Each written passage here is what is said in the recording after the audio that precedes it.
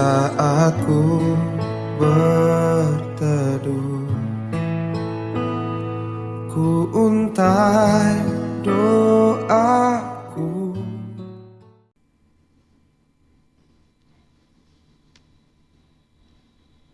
Salam Bapak Ibu saudara sekalian yang dikasihi oleh Tuhan Yesus Kristus. Kita sungguh mengucap syukur kita boleh sehat walafiat dan kita diberi kesempatan untuk kembali bisa beribadah walaupun masih tetap di rumah masing-masing. Mari kita persiapkan hati kita dan kita masuk ibadah dengan penuh hikmat kepada Tuhan. Semua kita bersatu.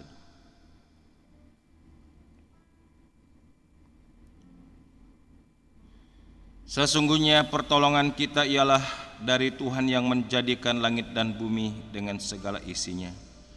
Tuhan yang setia memelihara perbuatan tangannya. Turunlah atas kita anugerah dan sejahtera dari Allah Bapa Tuhan kita Yesus Kristus. Amin. Dengan penuh kasih saya mengundang semua jemaat bangkit berdiri. Ya, kita percaya bahwa Tuhan Yesus telah menebus dan menyelamatkan kita. Dalam Dia kita memiliki sebuah kepastian untuk keselamatan kita. Dan mari kita ikut jalan Tuhan. Karena itu mari kita mengangkat pujian Hosana nomor 96, salib antar aku terus. Aku mau pergi ke negeri yang kekal, melintas salib yang kudus. Tiada jalan lain yang ku mau kenal, jalan inilah ku mau terus. Salib memimpinku terus, salib memimpinku terus, masuk surga terang rumah yang senang. Salib memimpinku terus, jalan yang permai lebar juga penuh, tapi ku tak mau jejak. Sebab jalan salib aman dan teduh, Tuhan Yesus telah mengajar. Salib memimpinku terus, salib memimpinku terus, masuk surga terang rumah yang senang. Salib memimpinku terus, salib memimpinku terus. Mari kita merendahkan hati, kita berdoa kepada Tuhan. Sungguh kami bersyukur kepadamu Bapa, karena kebaikan kemurahan-Mu kami ada pada hari ini, sebagaimana kami ada di dalam keberkatan Tuhan. Dan kami boleh dibawa untuk masuk dalam ibadah kami kepada Engkau.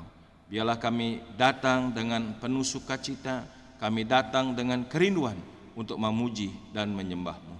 Kiranya Roh Kudus boleh menyertai kami semua jemaat-Mu di rumah kami masing-masing. Kami boleh mengikuti ibadah dengan penuh tertib, disiplin, dan hikmat di hadapan Tuhan, supaya ibadah yang boleh kami lakukan di saat ini boleh sungguh-sungguh memberkati kami semua. Roh Kudus bekerja berkarya menjamah kami semua, supaya ibadah kami dari awal sampai akhir boleh terjadi untuk memuliakan nama Tuhan. Dalam nama Yesus kami berdoa. Amin. Dengan penuh hormat persilahkan para jemaat duduk kembali dan kita akan siap mendengar firman Tuhan.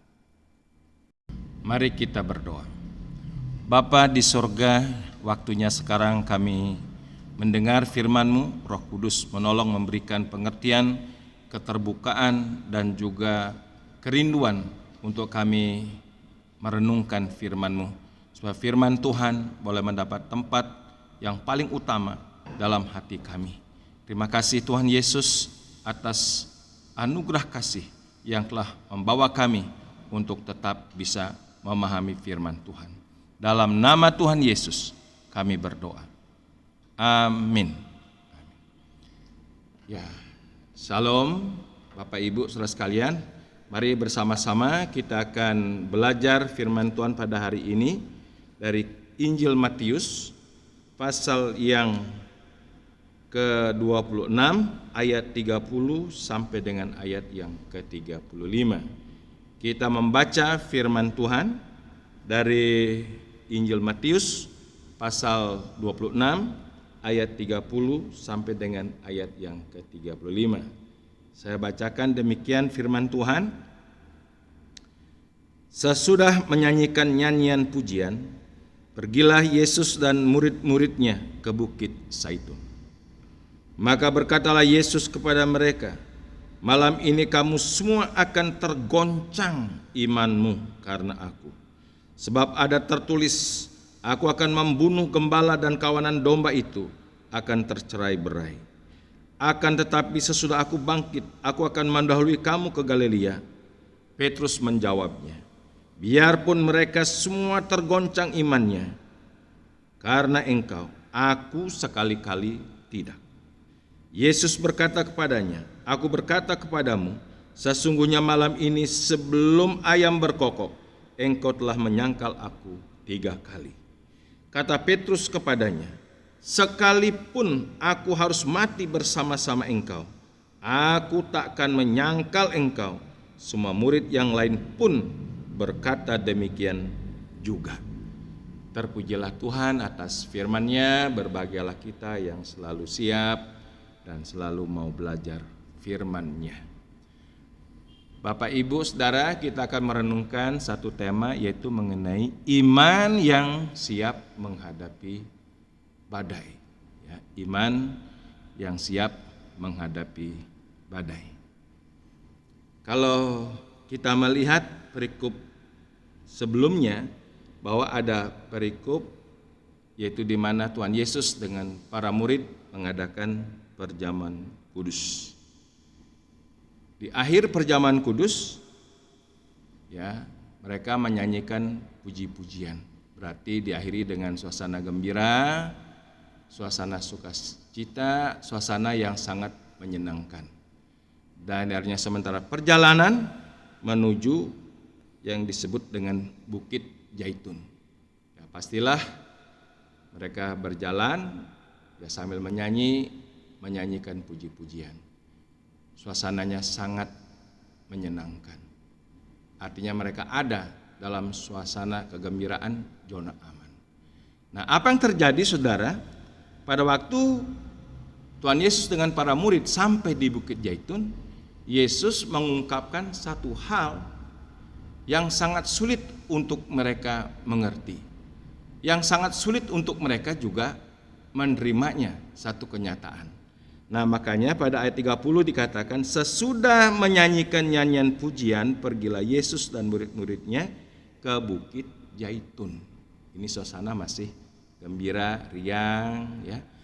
Tiba-tiba suasana ini bisa berubah 180 derajat karena Yesus mengungkapkan satu fakta kenyataan yang akan terjadi. Nah, apa itu?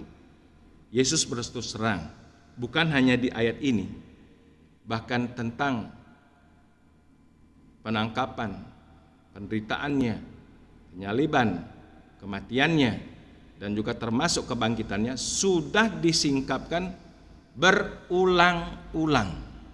Saya katakan lagi, berulang-ulang dicatat dalam semua Injil Sinoptik dan juga Injil Yohanes.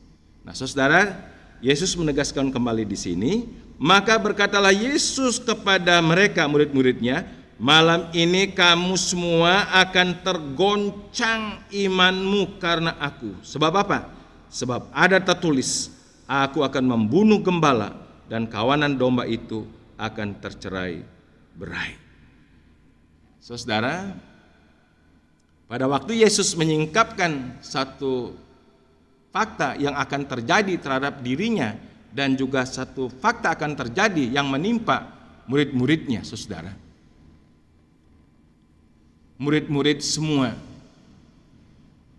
merasa kaget dan tidak bisa menerima kenyataan seperti ini. Bahkan mereka melakukan satu tindakan yang kontradiktif dengan rencana Tuhan. Ya, Petrus dengan gagah beraninya dalam sebuah semangat kedagingannya mengatakan bahwa ayat 33, biarpun mereka semua tergoncang imannya karena engkau, aku sekali-kali tidak. Dan Yesus lagi menyatakan sesungguhnya, hei Petrus, sebelum ayam berkokok malam ini engkau sudah menyangkal aku 3 kali. Petrus pun belum sadar. Bukan hanya Petrus, murid yang lain juga demikian. Maka dikatakan pada ayat terakhir, kata Petrus kepadanya, sekalipun aku harus mati bersama engkau, aku tak akan menyangkal engkau. Semua murid yang lain pun berkata demikian. Artinya semua respon para murid, saudara, tidak bisa menerima kenyataan bahwa Tuhan Yesus akan dibunuh. Tidak bisa menerima kenyataan bahwa badai yang begitu sangat luar biasa menerpa mereka, sehingga mereka melakukan berbagai pembelaan terhadap hal ini. Nah, pertanyaannya di sini adalah mengapakah para murid tidak bisa menerima perkataan Tuhan Yesus yang menyatakan bahwa Tuhan Yesus akan dibunuh dan para kawanan domba akan tercerai-berai. Ya, satu kenyataan yang pahit yang Yesus katakan akan terjadi. Dan di sini saudara, para murid semuanya tidak sanggup menerima kenyataan yang akan terjadi itu. Kenapa? Karena mereka tidak mau mengenal pribadi Tuhan Yesus dengan benar atau dengan seutuhnya atau dengan lengkap. Yang mereka kenal pribadi Tuhan Yesus itu adalah pelaku mujizat yang sangat luar biasa. Ya, setan diusir, orang timpang berjalan, tuli mendengar, bahkan yang mati dibangkitkan. Dari perkara-perkara ajaib yang sangat luar biasa. Air tawar jadi anggur, mereka buktikan hal ini. Yang mereka kenal pribadi Yesus adalah pribadi pengajar yang penuh kuasa. Pengajarannya memukau, mempesona, dan banyak orang tertarik dengan pengajaran Kristus. Berbeda dengan pengajar dari imam-imam ataupun ahli-ahli Taurat pada waktu itu. Yang para murid kenal adalah pribadi Tuhan Yesus adalah pribadi yang penuh kuasa, sempurna, rasa-rasanya bahwa mana mungkin hal itu terjadi, mana mungkin Tuhan Yesus bisa dibunuh. Karena Yesus juga seringkali menyatakan di tengah-tengah kerumunan banyak, tiba-tiba bisa menghilang. Pribadinya sangat mengagumkan, luar biasa. Nah, karena itulah saudara, para murid pada waktu Tuhan Yesus menyatakan kenyataan yang pahit itu, mereka berargumentasi untuk menolak semua itu, jangan sampai terjadi. Ya, yang mereka inginkan adalah Tuhan Yesus yang baik ini ya selalu menyatakan hal-hal yang luar biasa dahsyat, menyatakan berkat-berkatnya yang limpah. Nah, bukankah sebagai satu kenyataan sampai hari ini ada banyak orang yang mengenal Yesus secara parsial atau setengah-setengah. Ya, yang tahu Tuhan Yesus itu memberkati 5 roti, 2 ikan, 5.000 orang, bisa sisa limpah. Nah, banyak orang juga sampai hari ini jemaat-jemaat Tuhan ke gereja sudah mengenal Yesus, sudah percaya Yesus, sudah dibaptis, bahkan ada juga sudah melayani. Tetapi pada sewaktu-waktu pada waktu kena pencobaan, mereka pun akhirnya bisa kecewa dan mengundurkan diri dari iman percaya. Dan ini memang terbukti di lapangan. Ya, dalam pengembalaan saya yang mengembalakan jemaat yang sudah puluhan tahun, ya ada banyak orang-orang yang mengatakan percaya Yesus, ingin dibaptis, dan kita katekisasi, ya kita baptis, akhirnya menjadi lahir baru, ya dia terus bisa mengalami pertumbuhan juga di dalam jemaat sampai melayani. Itu enggak 1-2, banyak bukti. Tiba-tiba Dulu itu orang semangatnya di gereja, ya, di masa sekolah minggunya, di masa remajanya, semasa ya di gereja sudah bisa melayani, bahkan sudah bisa menyampaikan renungan, sudah di mimbar jadi worship leader. Nah ini saudara bukannya hal yang dikarang-karang, satu kenyataan banyak terjadi di tengah perjalanan oleh karena sesuatu bisa meninggalkan iman percaya kepada Yesus. Satu kesaksian yang nyata saudara. Ada satu keluarga, ya, dia orang di luar Tuhan, anaknya mengalami kelumpuhan. Suatu kali ada hamba Tuhan yang melayani dan didoakan. Mujizat itu tetap terjadi dan betul-betul dialami oleh keluarga ini. Akhirnya didoakanlah, mujizat terjadi. Anaknya yang lumpuh itu berjalan. Wah, sukacitanya ini bapaknya, mamanya, ya, atas anaknya yang sembuh dari kelumpuhan itu karena didoakan. Perkara ajaib itu benar-benar nyata, real saudara.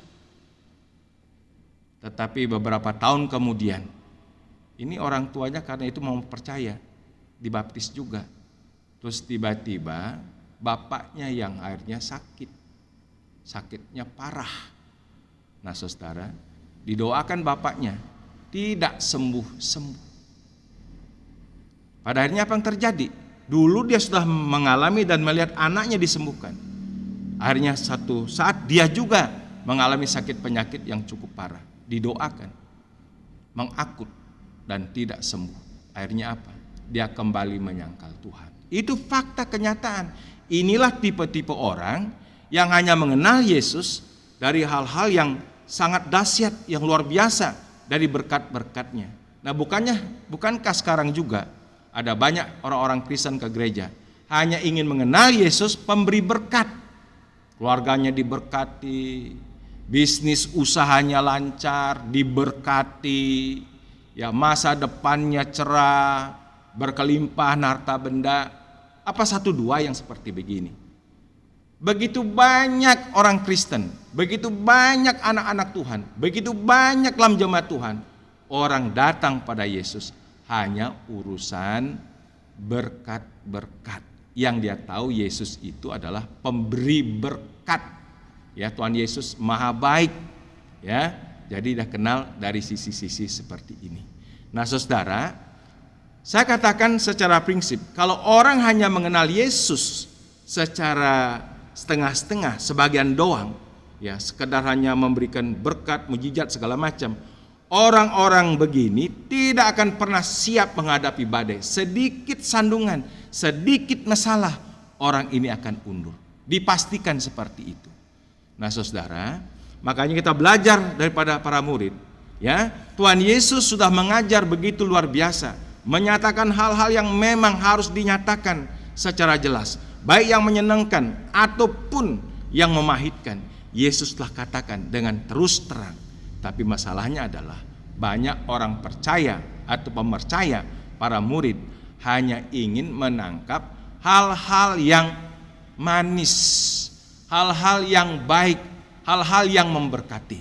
Nah, kalau seandainya konsep ini, ya, ada pada kita hanya mengenal Yesus dari hanya satu sisi saja, pribadi yang dikenal sebagai pembuat mujizat, pribadi yang luar biasa, memberkati, dipastikan satu kali kelak kalau ada batu sandungan, nggak usah besar badai itu, kecil aja badai itu, orang akan bisa akhirnya mengundurkan diri, menoleh ke belakang. Saudara, pada waktu seseorang telah beriman sama Tuhan Yesus, mengalami hal rohani, dan akhirnya dia menoleh ke belakang, maka orang seperti ini tidak layak untuk kerajaan surga. Saudara, ini hal yang pertama. Jadi kenapa para murid atau pemercaya pada waktu itu tidak bisa menerima satu kenyataan yang pahit yang dikatakan oleh Tuhan Yesus Kristus? Karena mereka mengenal Tuhan Yesus tidak secara lengkap, tidak secara utuh, hanya mengenal sebagian-sebagian. Nah, saya mengajak semua pada saat ini, ya, biarlah iman saudara, iman saya adalah iman yang siap menghadapi badai besar ataupun kecil, pencobaan, ujian dan lain sebagainya. Mari kita mau kenal Tuhan Yesus dengan seutuhnya. Yang datang sebagai pelaku mujizat, tapi dia juga menyatakan bahwa dia datang untuk menggenapkan rencana Bapa, kehendak Bapa, yaitu harus meminum cawan pahit, harus mengalami penderitaan sengsara aniaya sampai mati ku salib, dan dia akan bangkit. Jadi kenal Yesus seutuhnya, jangan setengah-setengah. Nah, yang kedua, saudara, adalah iman yang mau mengenal firman-Nya dengan benar. Ya, jadi firman-Nya atau pengajarannya dengan benar atau juga dengan seutuhnya. Ya, ada banyak orang ingin belajar Alkitab hanya copot-copot ayat yang hanya mendukung mungkin kebutuhannya, yang mendukung keberadaannya. Ya, jadi tidak mau belajar membaca Alkitab seutuhnya, hanya comot sini, comot situ. Wah, ini firman Tuhan yang cocok dengan saya. Ya, ini firman Tuhan yang saya perlukan. Ya, bahkan banyak juga jemaat Tuhan sampai hari ini pilih-pilih hamba Tuhan yang cocok dengan dirinya. Dan memang firman Tuhan sudah mengatakan zaman akhir ada banyak orang akan menyendengkan telinganya dengan pengajaran-pengajaran yang sekedar hanya menginak-bobokkan, yang menyenangkan. Jadi firman-firman Tuhan yang menyenangkan, yang menyukakan, yang rasa cocok dengan hati. Nah, ini firman Tuhan. Kalau firman Tuhan yang bersifat mungkin menasihati, menegur, menemplak dosa, ini bukan, saya tidak dapat illuminating daripada firman Tuhan ini. Saya tidak terinspirasi daripada firman ini. Saudara, jelas firman Tuhan adalah ilham Roh Kudus, lengkap untuk apa? Untuk mengajar, untuk mendidik, untuk menyatakan kesalahan. 2 Timotius 3:16 lengkap, komplit. Tetapi masalahnya adalah ada banyak orang-orang hanya ingin mengenal dan menerima firman Tuhan yang menyenangkan. Nah, saudara, firman Tuhan itu lengkap, luar biasa, bahwa Tuhan Yesus dengan firman-Nya, Ia telah menaklukkan badai. Dengan firman-Nya Ia mengusir setan. Dengan firman-Nya Ia menang terhadap semua pencobaan dan juga ujian yang boleh dilakukan oleh iblis. Tuhan Yesus mengajar dengan firman-Nya, itu sangat dahsyat, luar biasa. Nah, saudara, artinya bahwa kalau ingin kita memiliki iman dengan sebuah kualitas yang siap menghadapi badai, mari kita bertumbuh mengenal Tuhan melalui firman-Nya. Melalui firman-Nya kita akan lebih dalam mengenal pribadinya. Jadi pribadi Tuhan Yesus dengan firman-Nya itu menyatu. Kalau kita mengatakan cinta Yesus, cinta firman-Nya. Kalau kita mengatakan mengenal Tuhan Yesus, kenal firman-Nya. Nah, karena itulah saudara, orang yang kuat akan menghadapi berbagai badai adalah orang yang terus mau bertumbuh, berproses, mengenal Kristus, mengenal pribadinya, dan juga mengenal firman-Nya. Makanya ada satu pernyataan firman Tuhan yang saya ingin bacakan kepada saudara. Jadi pada waktu kita boleh menerima Kristus, kita tidak boleh stagnan, berhenti di situ. Yang penting sudah percaya Yesus. Padahal Tuhan menyuruh kita untuk bertekun di dalam membaca kitab-kitab suci yang adalah firman-Nya. Maka dikatakan pada 2 Petrus pasal 1 ayat 4. Jadi ini penting saudara, sebuah proses. Sesudah kita menerima Tuhan Yesus, kita harus terus mau bertumbuh, ya, mengakarkan iman kita kepada firman. Karena iman yang kuat, iman yang benar datang dari pendengaran kepada firman Tuhan. Roma 10:17. Nah, saya bacakan 2 Petrus pasal yang pertama ayat yang keempat sampai seterusnya. Dengan jalan itu Yesus telah menganugerahkan kepada kita janji-janji yang berharga dan sangat besar, supaya olehnya kamu boleh mengambil bagian dalam kodrat ilahi.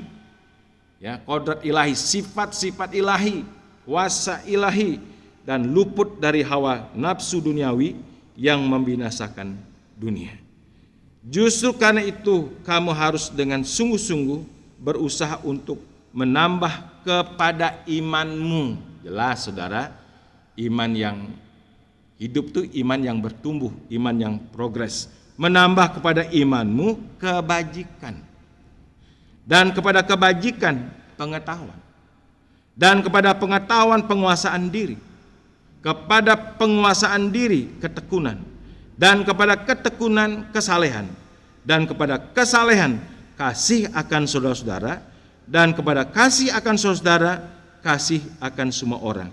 Ayat 8, perhatikan saudara membaca ini, ya, satu iman yang terus bertumbuh.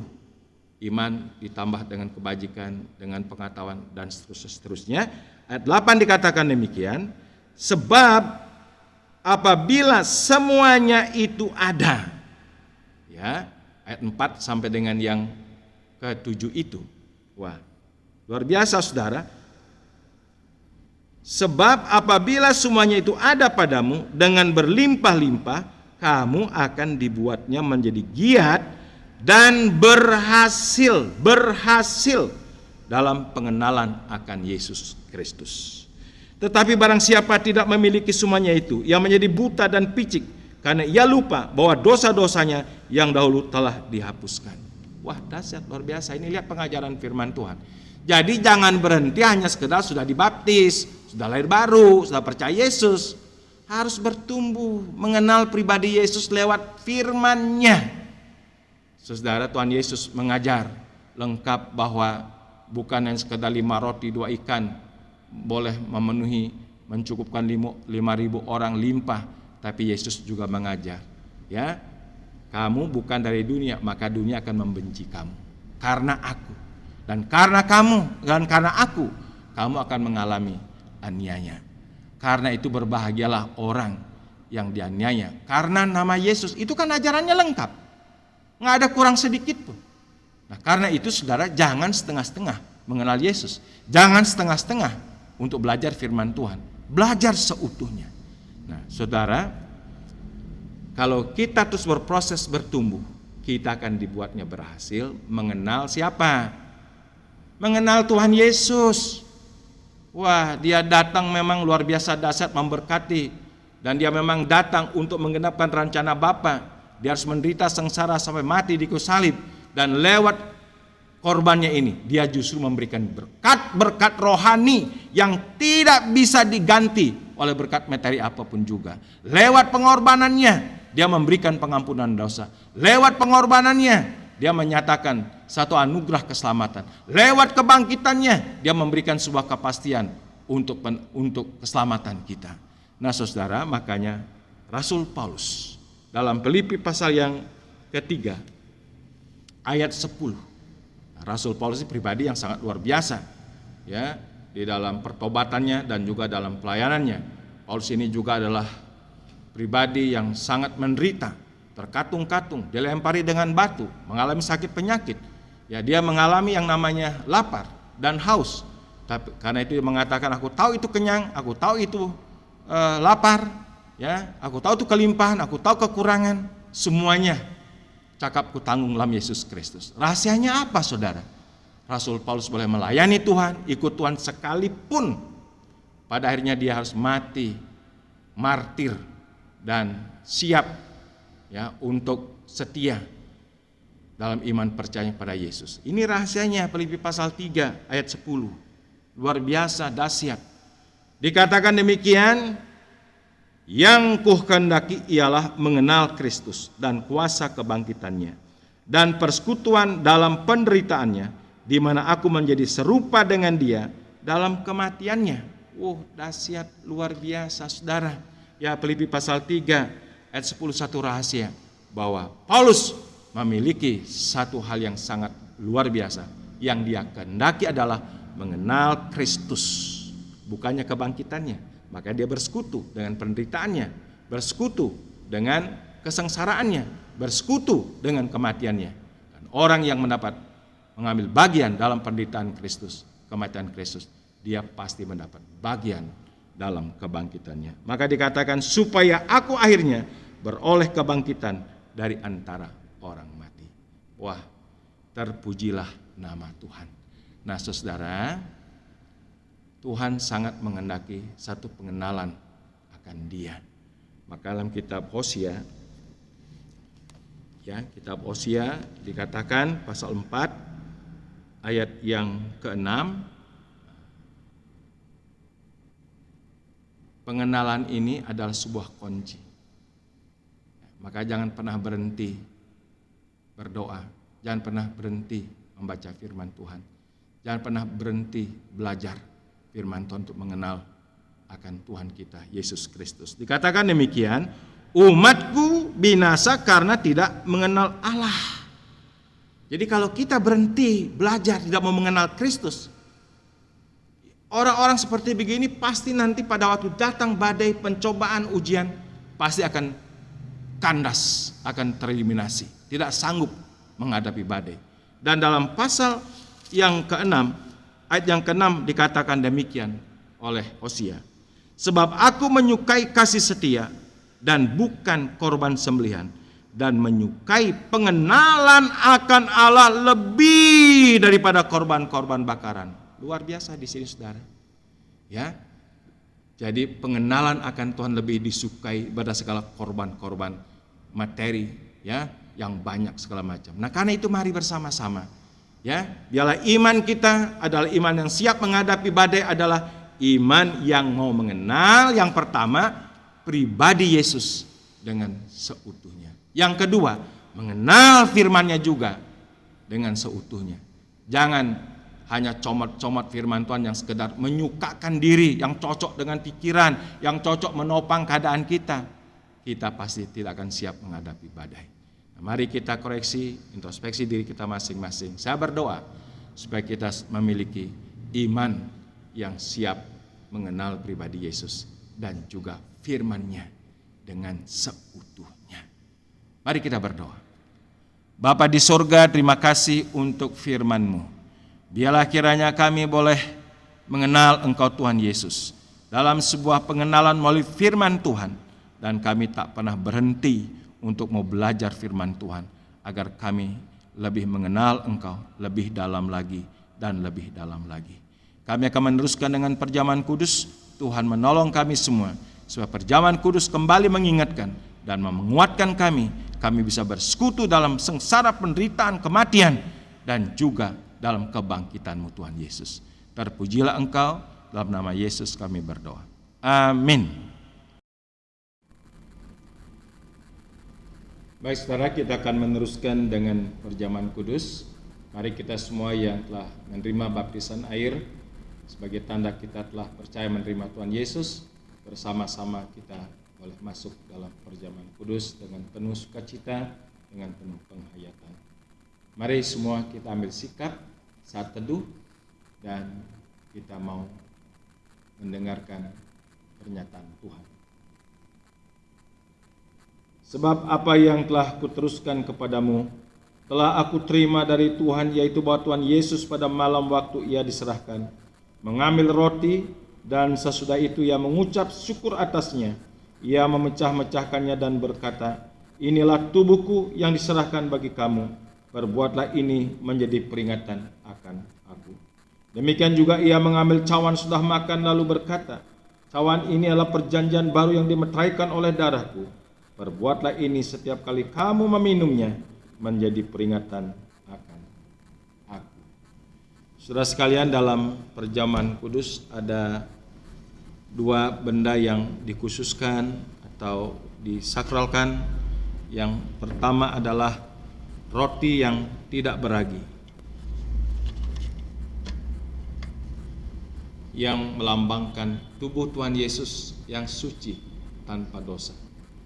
Dan roti itu dipecah-pecahkannya, dikorbankannya untuk kita. Mari sekarang kita ambil roti, kita angkat di tangan kanan kita, dan kita boleh meninggikan Yesus yang sudah berkorban untuk kita semua.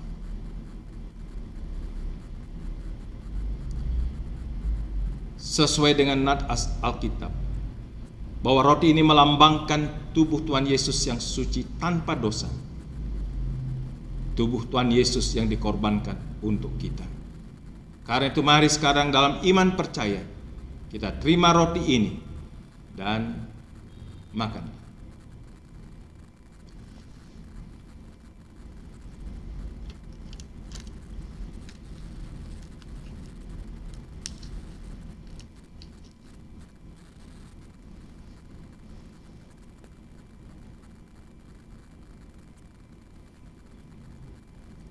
Dan yang kedua adalah anggur, yang melambangkan darah Tuhan Yesus, darah yang suci, tanpa penumpahan darah, tidak ada pengampunan dosa, dan darah itu jelas bukan darah binatang, karena itu hanya merupakan simbol, tapi penggenapannya adalah darah Tuhan Yesus, darah yang suci, darah anak domba Allah dari surga.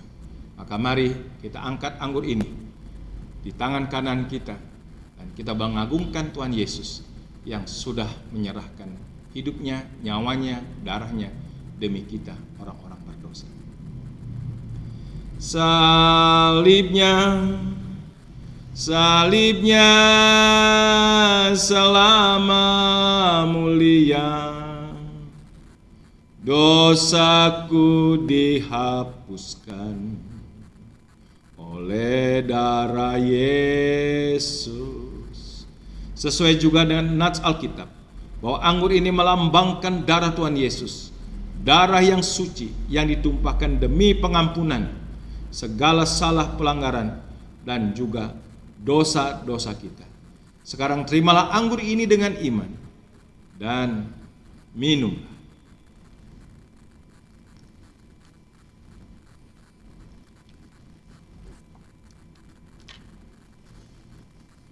Mari kita berdoa. Terima kasih Tuhan, sebagai satu puncak karyamu, Engkau telah mengorbankan dirimu di atas bukit Golgota. Hanya melalui pengorbananmu lah, korban yang sempurna itu, kami orang-orang berdosa yang boleh percaya, menerima pengampunan dosa, dan menerima satu anugerah keselamatan dalam Kristus Yesus yang sudah bangkit mengalahkan kuasa maut, kuasa kematian, kuasa iblis. Terima kasih Tuhan Yesus, supaya hidup kami betul-betul berdasar dan bergantung hanya kepada Engkau yang telah mengorbankan dirimu, yang mati dan bangkit.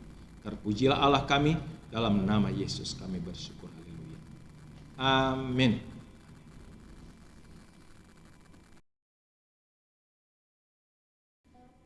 Baik, sebelum kita mengakhiri ibadah ini, kita mau menyatakan rasa syukur kita dalam bentuk persembahan, dan kita boleh memberi dengan kualitas yang terbaik kepada Tuhan dengan diiringi pujian, segala puji syukur.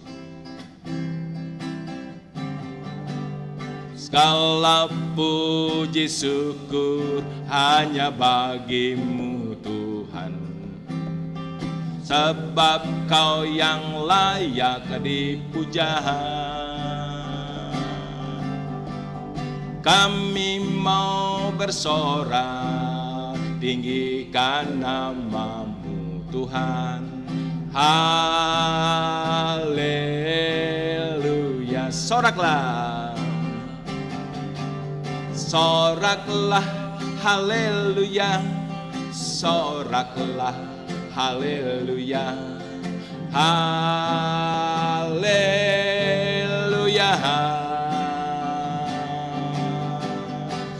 Soraklah, haleluya. Soraklah, haleluya, haleluya. Soraklah, soraklah, haleluya. Soraklah, haleluya, haleluya.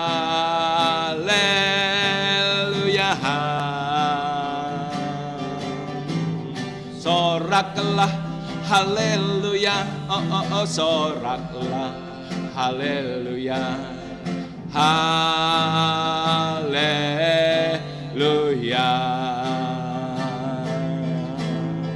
haleluya. Kita berdoa. Bapa di surga, terima kasih Engkaulah Tuhan yang tidak pernah meninggalkan kami jemaat-Mu. Engkau boleh menyatakan pimpinan, penyertaan, pengembalaan Tuhan dalam masing-masing kehidupan kami. Dan Tuhanlah yang telah memberkati rumah tangga, memberkati bisnis, usaha, pekerjaan. Sehingga pada hari ini kami jemaat-Mu boleh menyatakan syukur kami dalam bentuk persembahan. Biarlah persembahan yang kami bawa kepada Tuhan boleh berkenan di hati-Mu. Terlebih Tuhan, kami hari ini bersyukur karena Tuhan telah memberkati kami lewat firman Tuhan yang kami dengar. Agar di tengah-tengah situasi di mana kami menghadapi ada banyak ujian, cobaan dan badai, Tuhanlah menganugerahkan iman yang siap menghadapi badai. Sehingga apapun tantangan ke depan, kami tetap berdiri tegak dalam iman percaya kami kepada Tuhan Yesus. Terima kasih juga karena Engkau telah beranugerah kasih sehingga pengurus majelis gereja telah terpilih dengan baik. Biarlah kiranya Tuhan, Engkau harus bekerja dengan Roh Kudus-Mu. Engkau tidak pernah meninggalkan jemaat-Mu di Kelapa Gading. Dan kami berdoa untuk waktu yang tepat pelantikan majelis gereja yang ada di GSK Kelapa Gading. Tuhan, kami teringat untuk bangsa negara kami Indonesia. Tak pernah putus-putusnya kami berdoa karena kami mengasihi negeri ini, negara ini, Indonesia.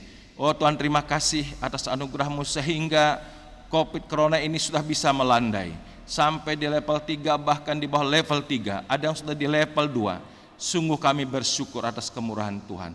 Biarlah semua bangsa Indonesia menyadari hal ini dan dengan penuh kerendahan hati dan juga dengan kerelaan untuk melakukan setiap aturan-aturan yang ditetapkan oleh pemerintah. Dan biarlah kiranya dengan situasi corona yang sedang melandai ini, kami menggunakan kesempatan untuk kami bangkit bagi Tuhan dan tidak menyia-nyiakan waktu ini, supaya kiranya kami boleh betul-betul merasakan satu anugerah Tuhan yang begitu besar yang Tuhan anugerahkan buat kami. Terima kasih Tuhan, kami berdoa termasuk untuk gereja-gereja Tuhan, berkatilah kami berdoa sebagai gereja-gereja Tuhan membawa kesaksian yang baik dan juga bisa memberikan kontribusi yang positif untuk negeri, supaya negeri kami boleh terbangun di dalam satu perencanaan yang baik untuk ke depan. Tuhan memberkati Indonesia, berkati gereja Muslim Kristus, setiap gereja lokal yang ada dimanapun juga, mohon pimpinan penyertaan Tuhan. Demikian juga sinode akan juga ada sedang raya, kami berdoa Tuhan menolong supaya semua materi dan juga semua hal-hal yang perlu dipersiapkan boleh dilakukan dengan baik. Khusus kami berdoa juga untuk gereja Sukabumi yang sedang menyongsong ulang tahun yang ke-80.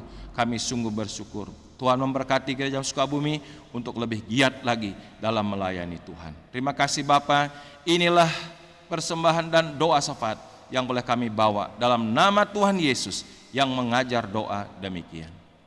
Bapa kami di surga, dikuduskanlah namamu, datanglah kerajaan-Mu, jadilah kehendak-Mu di bumi di surga.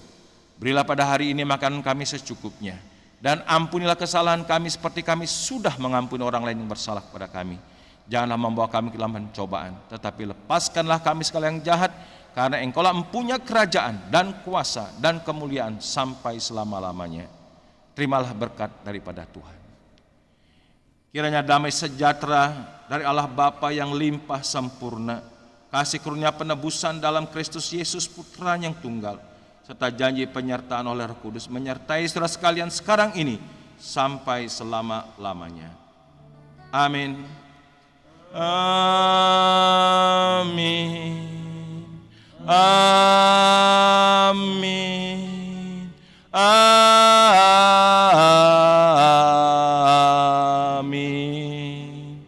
Amin. Ibadah selesai, selamat hari Minggu. Tuhan Yesus memberkati saudara. Haleluya.